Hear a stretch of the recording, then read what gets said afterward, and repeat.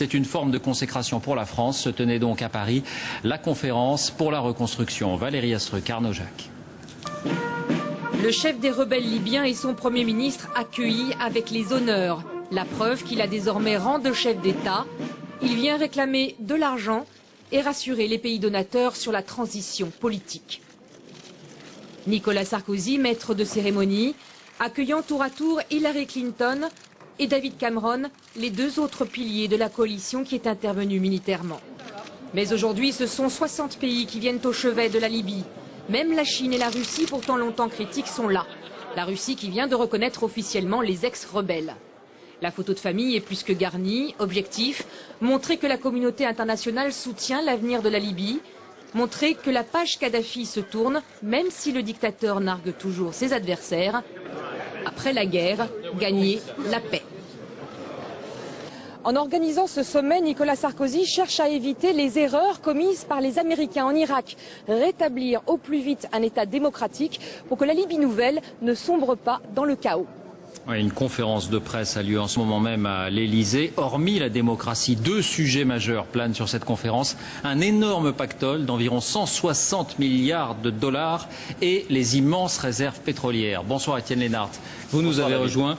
Parlons d'abord de ce trésor financier qu'il va falloir récupérer. Oui, je vous propose de regarder quelques photos. Est-ce que vous savez ce qui se cache dans ces caisses qui étaient déchargées la nuit dernière sous très haute surveillance sur l'aéroport de Benghazi en Libye?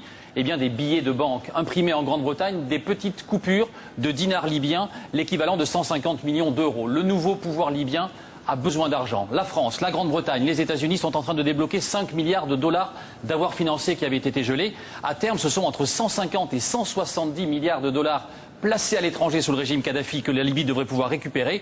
Problème, c'est à l'ONU que ces avoirs ont été gelés au début de la crise. C'est par l'ONU qu'il faut passer pour les récupérer. Et on le sait, à l'ONU, tous les pays ne sont pas favorables au nouveau pouvoir libyen. Et qu'en est-il du pétrole? Alors c'est l'autre grosse part du gâteau. On va voir la carte. Les plus gros gisements pétroliers d'Afrique, 1,6 million de barils par jour avant la crise.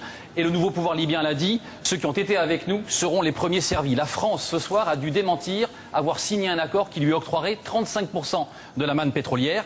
Quand l'on sait qu'un groupe comme Total, pour un groupe comme Total, le pétrole libyen ne représente que 2,3% de sa production, de son activité mondiale, on se dit que le leadership de la France dans cette affaire ne devrait pas tarder à produire ses effets. C'est Éric Besson, je le cite, le ministre de l'Énergie, qui dit qu'il ne serait pas choquant que la France soit récompensée. On a évoqué ce matin, c'est Libération qui l'a dit, que 35% des acquis pétroliers pourraient être versés à la France. Mais Alain Juppé a ensuite dit que, a priori, l'Italie, les États-Unis pourraient aussi en bénéficier. C'est normal ? Je ne sais pas si c'est normal, mais la première chose à dire d'abord, c'est que cette information, elle est déjà assez ancienne. En fait, on en reparle aujourd'hui dans Libération. Le CNT dément néanmoins aujourd'hui. On en reparlait déjà il y a quelques semaines. Est-ce que c'est normal? Je ne sais pas. Ce qui est clair en tout cas, c'est que le rôle de la France, de la Grande-Bretagne a été réel pour apporter de la démocratie. De l'OTAN. Clairement. Donc en gros, c'est normal que la France soit remerciée ou que les pays qui ont participé soient remerciés.